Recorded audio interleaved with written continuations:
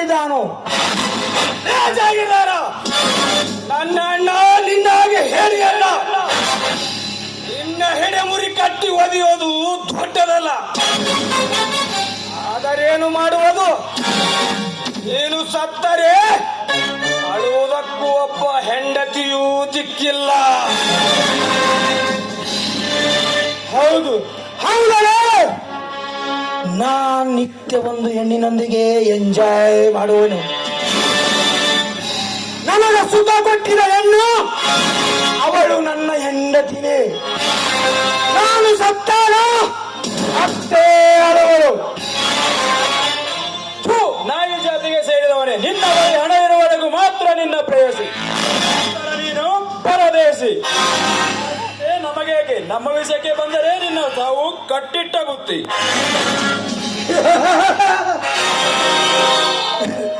ಸಾವು ಅದು ಈ ಶನೇಶ್ವರನಿಗೆ, ಈ ಜಾಗೀರ್ದಾರ್ ಶನೇಶ್ವರನಿಗೆ ಸವಾಲು. ಈ ನಿಮ್ಮ ಸವಾಲಿಗೆ ಅವಷ್ಟು ಬೇಗನೆ ಜವಾಬು ನೀಡುತ್ತೇನೆ. ಅದು ಮಾಡಲೇ ನಿನ್ನ 10 ಕೊಲೆ ಮಾಡಿದವನಿಗೆ ಒಂದು ಕೊಲೆ ಮಾಡುವುದು ಕಷ್ಟದ ಕೆಲಸವೇನಲ್ಲ. ಸಾಕು ಮಾಡಲೇ ನಿನ್ನ ಪರಿವಾರದ ಮಾತು. ಏಕೆಯನ್ನು ಹುಲಿ ಜೊತೆ ಆಡಬೇಕು, ಹುಲಿ ಜೊತೆ ಅಲ್ಲ. ನೀನು ಕೊಂದಿದ್ದು ಹಿಂದೆ ಮುಂದೆ ಯಾರು ಇಲ್ಲದವರು, ನರಸತ್ತವರನ್ನು. ನೀನು ನಿಜವಾಗಲೂ ನಿನ್ನ ತಂದೆಗೆ ಹುಟ್ಟಿದ ಮಗನೇ ಆಗಿದ್ದರೆ, ಅಷ್ಟೊಂದು ತಾಕತ್ತು ನಿನ್ನ ಹತ್ತಿರ ಇದ್ದರೆ ನನ್ನ ಮನೆಯ ನಾಯಿ ಮರಿಯನ್ನು ಕೊಲ್ಲು. ಆಗ ತಿಳಿತೀನಿ ನೀನು ಒಂದು ಗಂಡಸು ಎಂದು.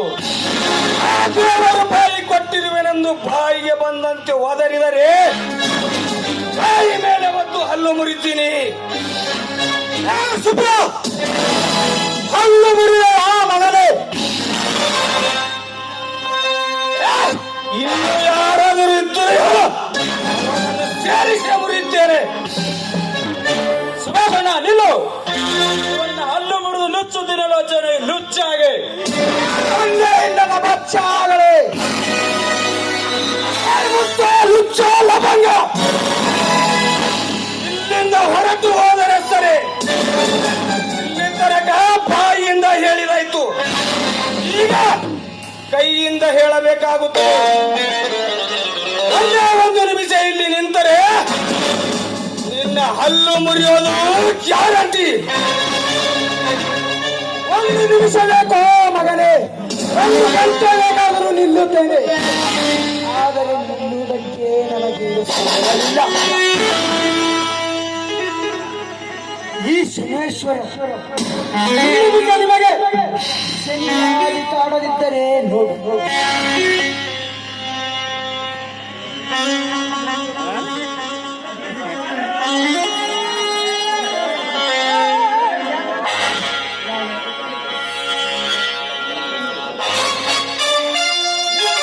ಹೆಚ್ಚು ಸರಿಯಾಗಿ ಗಂಟು ಬಿದ್ದು ಕಾಡುತ್ತೇನೆ.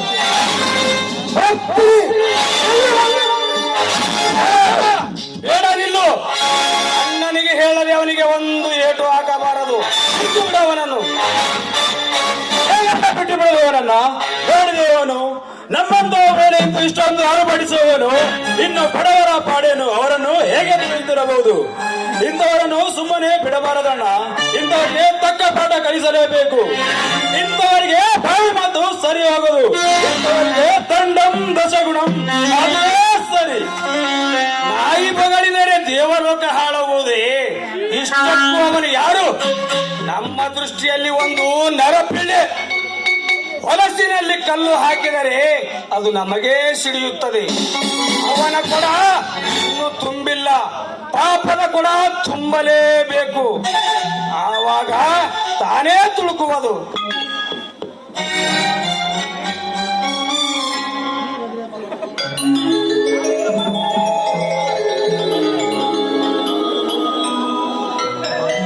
ತಮ್ಮ ಗೌತಮ, ಅಣ್ಣನಿಗೆ ಹೇಳದೆ ಅವನಿಗೆ ಹೋಗಿ ಒಂದು ಏಟು ಹಾಕಬಾರ್ದು.